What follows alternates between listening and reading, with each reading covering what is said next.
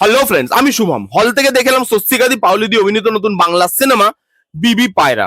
কেমন হলো সিনেমাটা, পজিটিভ দিক নেগেটিভ দিক সেগুলোর আগে যেটা নিয়ে কথা বলবো সেটা হচ্ছে গল্প। এই সিনেমার যে বক্তব্যটা বলতে চাইছি সেই বক্তব্যটা না খুব রিলেটেবল আমাদের কাছে। কারণ দেখবেন আমাদের এখানে যখনই কোনো মেয়ের বিয়ে দেওয়ার চেষ্টা করা হয় আগে প্রায়োরিটি পায় সরকারি চাকুরে ছেলেরা। কারণ সেখানে কাজের একটা সিকিউরিটি আছে, লাইফের একটা সিকিউরিটি আছে, ফ্ল্যাট, গাড়ি, বাড়ি, লাইফটা খুব সাদাসিধে এবং সাকসেসফুল একটা স্ট্যাটাস মেনটেন করা যায়। তো যেহেতু ফ্যামিলির লোকরা অবশ্যই চায় যে মেয়েরা ভালো থাকুক, তো এরকম সরকারি চাকুরে ছেলেদের হাতে মেয়েদেরকে তুলে দেওয়ার চেষ্টা থাকে। এতে কিছু মেয়ের মত থাকে, কিছু মেয়ে নিজের অমতে বিয়ে করে ফ্যামিলির জন্য। এবার অমতে যারা বিয়ে করছে তারা কি ভেতর থেকে সুখী থাকছে? ফ্যামিলিটা দেখতে ওপর থেকে, সমাজের দিক থেকে দেখতে তো সাকসেসফুল, সমাজ দেখছে যে তারা সুখী আছে, কিন্তু ভেতর থেকে তারা কতটা সুখী?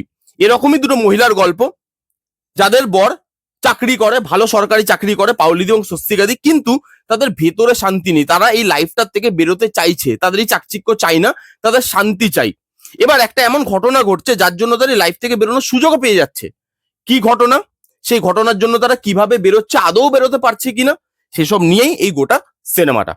এবার যদি প্রথমে পজিটিভ দিক নিয়ে কথা বলি, কারণ দেখুন প্রথমে পজিটিভ দিক নিয়ে কথা বলছি কারণ বাংলা সিনেমাতে পজিটিভ দিক পাওয়াটা খুব চাপের। ফরচুনেটলি সিনেমাতে কিছু পজিটিভ দিক আছে। প্রথমত, আইডিয়াটা, এই গল্পের যে বেসিক আইডিয়া খাতায় কলমে যদি আপনি দেখেন না, আপনার মনে হবে আউটস্ট্যান্ডিং একটা গল্প। গল্পের ভাবনাটা খুব সুন্দর এবং রিলেটেবল। এই গল্পটা আমরা মানে রিলেট করতে পারি, আমরা আশেপাশে দেখেছি, নিজের বাড়িতে হোক, অন্য মানে পাড়ায় কোনো বাড়িতে হোক, আমরা এই জিনিসটা হতে দেখেছি, দিনের পর দিন হতে দেখেছি। তো সেই জিনিসটা রিলেট করা যায়। গল্পটা খাতায় কলমে, আইডিয়াটা খুব সুন্দর একটা আইডিয়া। আপনার বারবার যখন দেখবেন আপনার মনে হবে যে আইডিয়াটা দিয়ে ভালো একটা সিনেমা হতেই পারে। এই সিনেমাটা ভালো হলো কি খারাপ হলো সেটা তো পুরো রিভিউটা শুনলে আপনারা বুঝতে পারবেন, কিন্তু গল্পটা বেশ ইন্টারেস্টিং, বেশ ভালো একটা গল্প। এবং যখন আপনি সিনেমাটা দেখবেন আপনার বারবার না মাথায় একটা সিনেমার নাম আসবে, কথা আসবে, সেটা হচ্ছে the academy of fine arts. যে ওই সিনেমাটা যেরকম ধরনের ট্রিটমেন্ট রেখেছিল সেরকম ধরনের ট্রিটমেন্টই এই সিনেমায় রাখার চেষ্টা করা হয়েছে। আমি বলছি না যে একদম হুবহু সেটাকে কপি করা হয়েছে বা একদম জনরাটা সেম, জনরাটা আলাদা, কিন্তু ট্রিটমেন্ট আপনার বারবার ওই the academy of fine arts এর কথা মনে করাবে। কারণ ওটা সাকসেসফুল সিনেমা, বাংলাতে অনেক দিন বাদে ওরকম সিনেমা মানুষ পেয়েছিল, এবং এই সিনেমাটা ওই সিনেমার হাত ধরে চলার চেষ্টা, সেটা আপনার বারবার মনে হবে। সেটা কিন্তু খারাপ নয়, যদি সেটাকে সাকসেসফুলি করতে পারে সেটাও কিন্তু ভালো, সেটাকে খারাপ বলছি না। করতে পারলো কি পারলো না চলুন আগে কথা বলছি।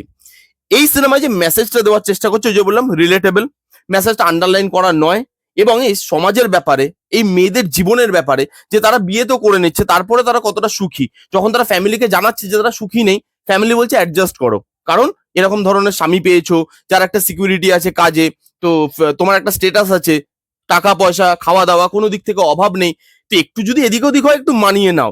সেই যে জিনিসটা, যে মেসেজটা, ওটা কিন্তু বেশ ভালো রিলেট করতে পারবেন, এবং সেটা আন্ডারলাইন করা নয়, গল্পের মধ্যে ইনবিল্ড করা হয়েছে, এবং মেসেজটা কিন্তু ভালোভাবে ডেলিভার হয়। অনেক সময় দেখি তো মেসেজ ফোর্সফুলি দিচ্ছে, এটা ফোর্সফুলি নয়, ভালোভাবেই ডেলিভার হয়।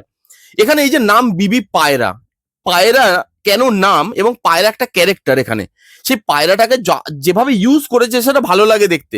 ওই জায়গায় কিছুটা কমিক রিলিফও উঠে আসে, এবং পায়রা নামটা যে শুধু শুধু দেওয়া না সেটা আপনি দেখলে বুঝতে পারবেন। পায়রাটা একটা ক্যারেক্টার, আসলেই একটা পায়রা আছে, এবং পায়রাটাও কিছু কাণ্ড কারখানা করছে। সেই জিনিসটা কিন্তু এই সিনেমাতে আমার ভালো লেগেছে, যে শুধু শুধু নাম দেওয়া নয়। বিবি পায়রা যে গানটা, একটাই গান আছে, গানটা ভালো লাগে, যে জায়গাতে প্লেস করা হয়েছে জায়গাটাও ভালো, প্রপার একটা জায়গা। এবং এই সিনেমাতে পারফরমেন্স ঠিকঠাক, আমি বলবো না আহামরি পারফরমেন্স দিয়েছে সবাই, কিন্তু পারফরমেন্সটা আপনার দেখে মনে হবে ঠিক আছে, চালিয়ে মানে কাজ চালিয়ে নেবো। পাওলিদির পারফরমেন্স ঠিকঠাক, অনির্বাণদা আছে, তার পারফরমেন্স ভালো। এখানে বাকি যারা আছে, অনির্বাণদার দিদির রোলটা যে প্লে করেছে তার পারফরমেন্স ভালো।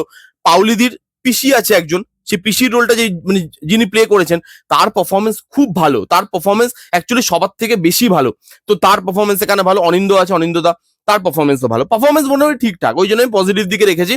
যে এটুকু পারফরমেন্সও এখন দেখা যায় না বাংলা সিনেমাতে, সেই জন্যই পজিটিভ দিকে রেখেছি। তো পারফরমেন্স আপনার ঠিকঠাক লাগবে, কাজ চালিয়ে দেওয়ার মতো লাগবে। আর এই সিনেমাতে কমেডি আর ইমোশন, যেটা ট্রেলারে প্রমিস করছিল যে এই সিনেমাটার মধ্যে অনেক কমেডি থাকবে আর ইমোশন থাকবে, সাবজেক্টটা শুনে বুঝতেই পারছেন যে সাবজেক্টটার মধ্যে ইমোশনাল জায়গাপত্র রাখার কিন্তু জায়গা ছিল। এবার এখানে আপনি যখন কমেডি আর ইমোশনটা দেখবেন সেটা খুব কম জায়গায় ওয়ার্ক করে। মানে আপনি যদি পুরো কমেডি আর পুরো ইমোশনটা দেখেন, যে যতটা তারা রাখার চেষ্টা করেছিল তার 10% সিনেমাতে ওয়ার্ক করেছে। এবারে চলে আসবো আমি নেগেটিভ দিকে, যে কেন 10%ই ওয়ার্ক করে। দুটো কারণ এবং দুটোই নেগেটিভ দিক আছে। প্রথমত এই গল্পের রাইটিং, সাবজেক্টটা যতটা ভালো, থিঙ্কিংটা যতটা ভালো, রাইটিং ততটাই খারাপ। কোনো সিনের স্টেজিং ভালোভাবে করা হয়নি। একটা ক্যারেক্টার চেঞ্জ হচ্ছে, আমি বলছি আপনাকে প্রত্যেকটা জায়গা ভেঙে ভেঙে বলছি, তাহলে বুঝতে পারবেন যে লেখায় কতটা গাফিলতি দেওয়া হয়েছে। একটা ক্যারেক্টার চেঞ্জ হয়েছে, ওভারনাইট চেঞ্জ হয়ে গেল। লাস্টে গিয়ে একাডেমি অফ ফাইন আর্টস এর মতো একটা ক্যাওস দেখানোর চেষ্টা করা হয়েছে, সেই ক্যাওসের জায়গাটা দাঁড়াই না, ল্যান্ডই করে না। আর্ধেক কমেডি লাইন, সেই কমেডি লাইনগুলো ফোর্সফুল লাগে। এক একটা জায়গায় ওই যে বললাম, যেরকম পাউলিদি যে যিনি পিসির রোলটা প্লে করেছেন, তার কিছু কিছু জায়গায় কমিক টাইমিং এর জন্য ওয়ার্ক করে যায়। অনিন্দর কিছু কিছু জায়গায় ওয়ার্ক করে যায় কমেডিটা তার টাইমিং এর জন্য, কিন্তু লেখাটা ভালো হয়নি কমেডি লাইন্স গুলো। ইমোশন, সেই ইমোশনটা ওয়ার্ক করে না, কোথাও ইমোশনটা ল্যান্ড করে না, ইমোশনটা ফোর্সফুল বলে মনে হয়। এখানে একটা জায়গা আছে যে জায়গায় অ্যাকচুয়ালি ঘটনাটা ঘটবে, মানে সেখান থেকে সবকিছু শুরু হবে, সেই জায়গাটার আপনি স্টেজিং দেখুন। একাডেমি অফ ফাইন আর্টস যখন লাস্টে ক্যাওসটা দেখাচ্ছে, তার স্টেজিং আর এর স্টেজিং আকাশ পাতাল তফাৎ।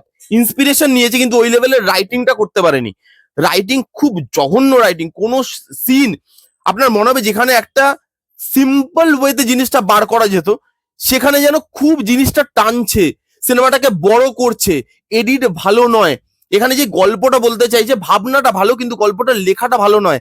একটা লোক, তাকে দুটো মেয়ে ধরে আছে, সেই ছেলেটা দুটো মেয়ের হাত থেকে বাঁচতে পারছে না, এবং যেখানে ওই দুটো মেয়ে এমনও নয় যে তারা মানে বডি বিল্ডার বা তারা এমন কিছু কাজ করে যে তারা একটা ছেলেকে সামলে নিতে পারবে। কি বলছে আপনারা সিনেমাটা দেখলে বুঝতে পারবেন, কিন্তু সেই ছেলেটা পারছে না ওইখান থেকে বেরিয়ে আসতে। এমন ভাবে সিনগুলোকে স্টেজিং করে ম্যাজিকের মতো লাগে, আপনার মনে হয় ভাই কেমন বোকা বোকা। জিনিসটা ভালো, ভাবনাটা ভালো, এক্সিকিউশন বোকা বোকা।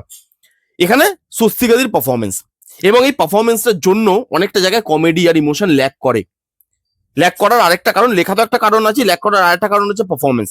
এখানে স্বস্তিকাদি একটা নিরীহ গোবেচারা হাউস ওয়াইফের রোল প্লে করছে, এবং সেই এক গদ্ধরা অ্যাক্টিং স্বস্তিকাদির। আমি বুঝে পাই না একই ধরনের অ্যাক্টিং করতে হবে। আপনি তো অ্যাক্টিং পারেন, আপনি তো অ্যাক্টিংটা জানেন, তারপরেও প্রত্যেকটা রোল এই একইভাবে প্লে করতে হবে।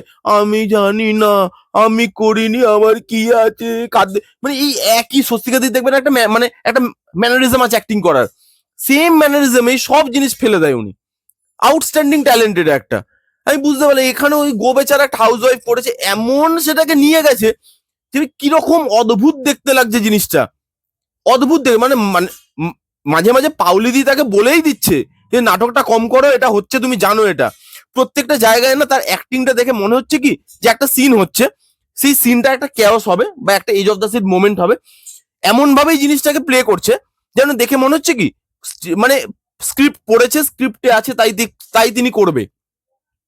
ওই জায়গাটায় যে edge of the seat moment work করা দরকার ছিল, করলোই না, কারণ স্টেজিং বলে মনে হচ্ছে। পারফরমেন্সের জন্য, লেখার জন্য মনে হচ্ছে আচ্ছা এটা তো স্ক্রিপ্টে ছিল, এটা এভাবেই করছে, তা করছে ভাই চলো, এরকম মনে হচ্ছে দেখে। এক্সিকিউশন খুব বাজে, রাইটিং খুব বাজে, ভাবনাটা ভালো ছিল। স্বস্তিকাদের পারফরমেন্স, যেহেতু তিনি লিড অ্যাক্ট্রেসদের মধ্যে একজন, তার পারফরমেন্স খুব খারাপ। বাদ বাকি এই সিনেমাটা আপনি ওয়ান টাইম ওয়াচের জন্য মানে যেতে পারেন। একদম বাজে হয়েছে সেটা বলবো না, কারণ কিছু পজিটিভ দিক আছে। যারা একটা ভালো গল্প দেখতে চান তারা এই সিনেমাটা দেখতে পারেন। হ্যাঁ, এন্টারটেনমেন্ট কতটা আপনি পাবেন সেটা আপনার সিনেমা দেখার ওপরে। যদি আপনি এরকম ধরনের সিনেমা দেখেন, তাহলে আপনাকে এই সিনেমাটা খুব যে এন্টারটেন করতে পারবে সেটা বলবো না, কিন্তু এই ধরনের সিনেমা যদি আপনি একদমই না দেখেন, বাংলা সিনেমায় যে ধরনের ফ্যামিলি ড্রামা বা যে ধরনের প্যান প্যানানি ন্যাকামি ঘ্যান জ্ঞানানি হয়ে থাকে, সেই ধরনের কন্টেন্ট যদি আপনি কনজিউম করেন প্রতিনিয়ত এবং বেশি করে, তাহলে এই সিনেমাটা আপনার এন্টারটেনমেন্ট লাগলেও লাগতে পারে। এই ছিল রিভিউ বিবি পায়রার। কারা কারা দেখেছেন অলরেডি কমেন্ট করে জানান যে আপনাদের কিরকম লাগলো। যারা যারা দেখেননি যান গিয়ে দেখতে পারেন, ওই যে বললাম একবার ট্রাই নিতে পারেন।